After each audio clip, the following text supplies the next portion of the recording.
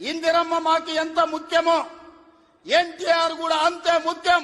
ఇందిరమ్మ ఒక తరం అయితే ఎన్టీఆర్ ఒక శకం. వాళ్ళిద్దరి కలయికనే ఈనాటి ప్రజా పాలన. ఇప్పుడు వీళ్ళిద్దరి మీద గింత ప్రేమ చూపిస్తున్న రేవంత్ అన్న గప్పట్ల వీళ్ళిద్దరి మీద ఎట్లా మాట్లాడినో ఇది కూడా వినుర్రి మరి.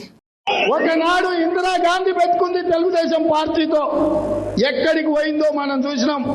విన్నారు కదా, ఇది కూడా వినుర్రి మరి.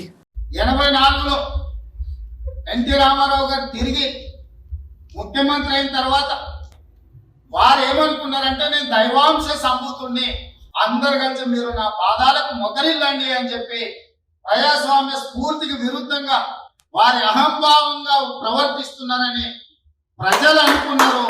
తెలుగుదేశం పార్టీని ఓడించడం కాదు, ఎన్టీ రామారావు గారిని స్వయంగా ఓడించారు. సైకిల్ పార్టీ తోటి పెట్టుకున్న ఇందిరాగాంధీ ఏడికి పోయిందో చూసినాం కదా అని సైకిల్ పార్టీలు ఉన్నప్పుడు అన్నాడు. నేనే దేవుణ్ణి అని ఫీల్ అయిన ఎన్టీఆర్ను ఓడగొట్టి ఆయన అహంను దించారు పబ్లిక్ అని కాంగ్రెస్ పార్టీలు ఉన్నప్పుడు అన్నాడు.